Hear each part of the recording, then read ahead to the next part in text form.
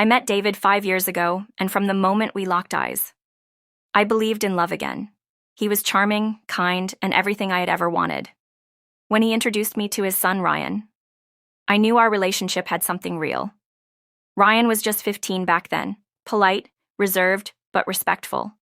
I stepped into their lives cautiously determined, never to overstep. But over time, we became a family. David made me feel special.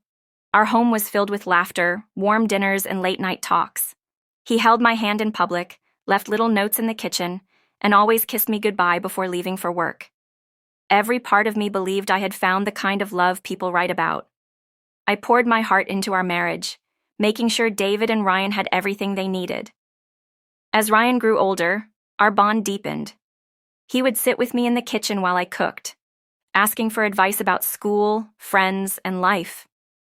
He wasn't just my stepson, he became my friend, someone who trusted me. I never had children of my own, but with Ryan, I never felt that void. Then little things started changing. David worked late more often. His business trips became frequent, and his affection became routine, forced. I ignored it. At first, every relationship goes through phases. I told myself I made excuses for him, convincing myself that stress was to blame. He was still coming home, still sitting at the dinner table, still texting me during the day. But something was missing. One evening, I prepared his favorite meal, creamy pasta, the one he always said tasted better when I made it. I wanted to surprise him, remind him of what we had. Ryan walked into the kitchen as I set the table, his face tense. "I need to tell you something about Dad," he said. Hesitantly, I turned my hands frozen in place. His voice was careful, uncertain, like he was debating whether he should even say it. "What is it? Ryan?" "Yes," he shifted uncomfortably. "I saw him with someone." My stomach tightened. "What do you mean?" Ryan hesitated, then exhaled deeply, "A woman at a restaurant." More than once the words hung in the air like a slow poison. I wanted to laugh, to dismiss it as a misunderstanding. But the way Ryan looked at me, guilt, sympathy, and anger tangled in. His expression made my heart sink. "Are you sure?" My voice came out weaker than I intended. He nodded. Yes, the room felt smaller. I stared at the plates on the table, the food that suddenly made my stomach turn. David wouldn't. He wouldn't risk everything we built. Ryan placed a hesitant hand on my shoulder. "I thought you should know." I nodded, swallowing the knot in my throat. "Thank you." He walked away, leaving me standing there holding a serving spoon like it was an anchor. I told myself Ryan could be mistaken. Maybe it was a business meeting. Maybe it was nothing, but deep down something cracked that night when David came home. I studied him. He greeted me with a kiss on the cheek, a casual smile, the same man I had loved for years. But now there was a shadow over him, a weight in his movements I had never noticed before. I sat across from him at the dinner table, watching the way he twirled his fork, the way he spoke without really looking at me. I wanted to ask him outright, demand the truth, but I couldn't. Instead, I listened. He talked about his day, about work, about how tired he was. And in that moment, I knew it wasn't his words. It was the way he avoided certain details, the way his voice lacked warmth. When he said my name, I nodded at all the right moments, pretending I didn't notice the way my hands trembled under the table. That night, as he slept beside me, I stared at the ceiling, my mind replaying every moment of our marriage. Every "I love you," every promise, every look that once held devotion. I had been blind, or maybe I had chosen to be, that I couldn't sleep that night. My mind refused to rest, replaying Ryan's words over and over. Doubt twisted in my chest, but denial kept whispering that there had to be another explanation. I told myself I wouldn't jump to conclusions. I needed proof. The next morning, David kissed me goodbye like always. But for the first time, I didn't kiss him back. As soon as he left, I reached for his phone. Was locked.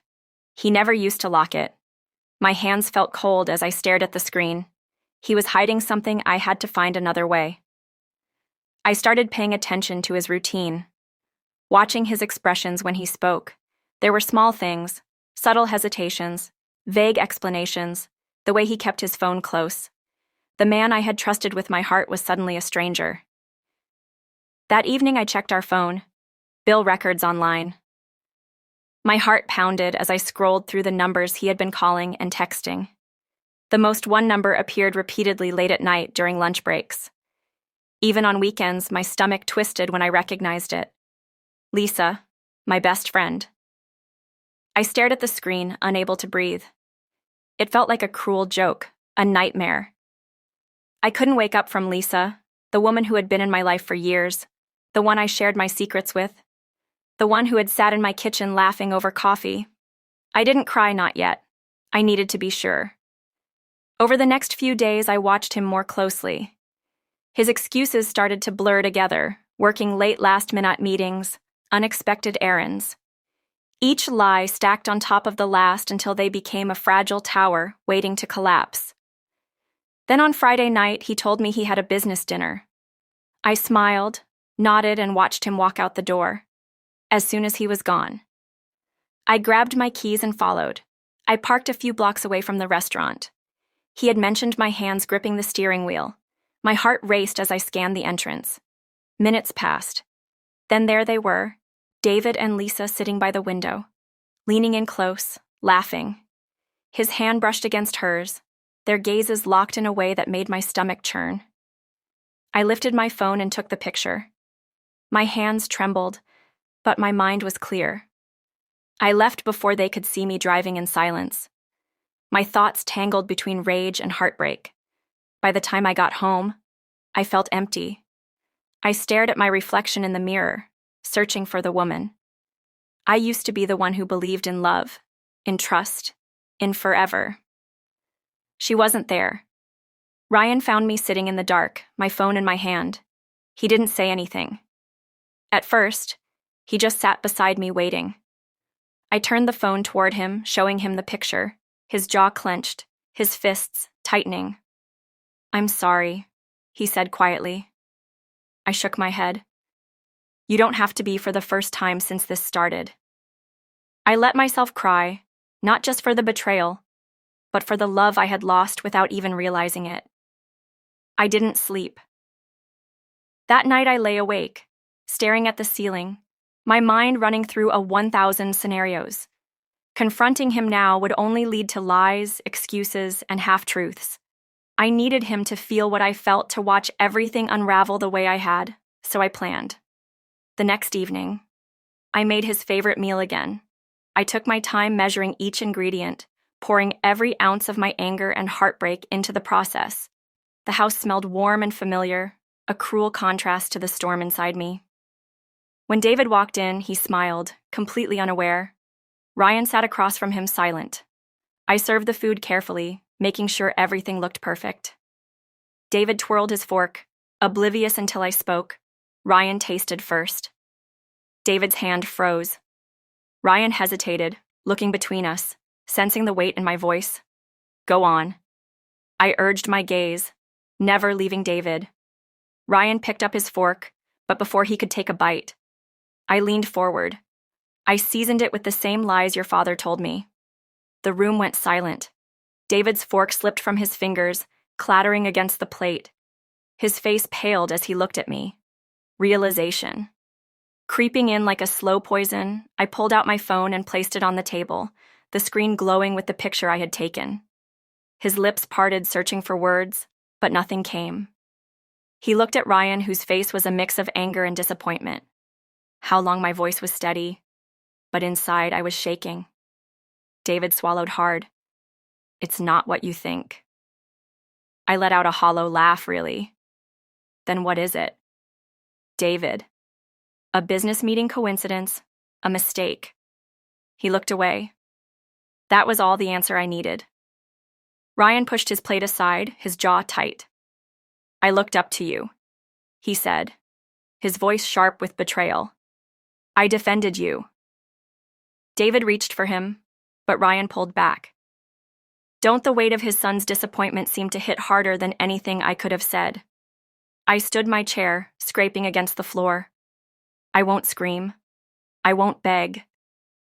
I just want you to know you destroyed something real and for what David had nothing left to say. The man who had once been my everything now looked small, reduced to nothing but guilt and regret. I turned to Ryan. You don't have to stay my gaze, never leaving David. Ryan picked up his fork, but before he could take a bite, I leaned forward. I seasoned it with the same lies your father told me. The room went silent. David's fork slipped from his fingers, clattering against the plate.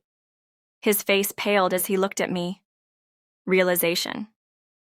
Creeping in like a slow poison, I pulled out my phone and placed it on the table, the screen glowing with the picture I had taken.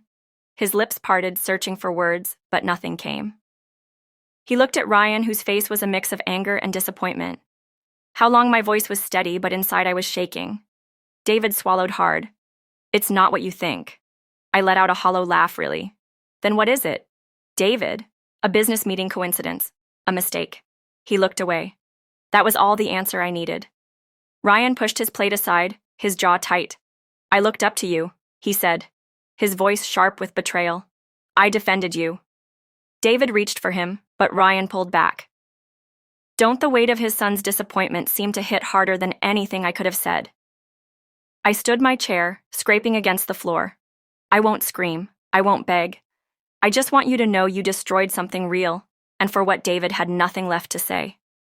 The man who had once been my everything now looked small, reduced to nothing but guilt and regret. I turned to Ryan. You don't have to stay here tonight. He nodded, standing up without another word.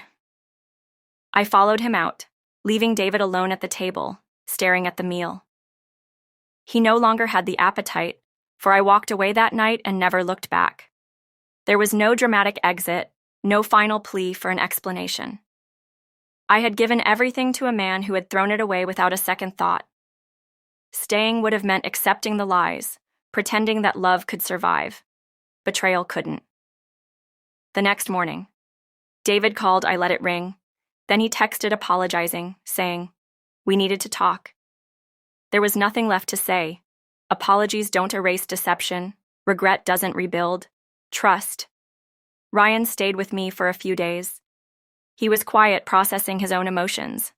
His father had been his role model, the man he admired. Now that image was shattered. One night, he finally spoke. I don't get it. Why do people destroy the ones who love them? I didn't have an answer. Maybe David thought he wouldn't get caught. Maybe he convinced himself it wasn't serious. Maybe he never truly loved me the way I loved him. But the why didn't matter anymore. Only the truth did. I told Ryan something I wished I had learned sooner. Love isn't just about feelings, it's about choices. Real love doesn't lie, doesn't betray, doesn't make you question your worth. He nodded, understanding in a way he never had before. He showed up at my door once, eyes tired, asking for a chance to explain. I let him talk, but his words felt empty. He said he had made a mistake, that he still loved me, that he didn't want to lose what we had. I looked at him and felt nothing. Love had been replaced by something colder. Clarity, you already lost it. I said he left, and that was the last time I saw him. I heard from mutual friends that Lisa was out of the picture too. Whatever they had wasn't worth the destruction it caused. Moving on wasn't easy, but it was necessary. Pain demands to be felt, but it also teaches. I learned that love should never be given at the cost of self-respect, that the person who truly loves you will never put you in a position to doubt it. Ryan and I kept in touch. He carved his own path, stronger and wiser. One day he sent me a message. Thank you for showing me what real love looks like. I won't settle for anything less, and that was enough. Betrayal had stolen so much, but it hadn't taken my ability to choose myself, and that in the end was the greatest victory.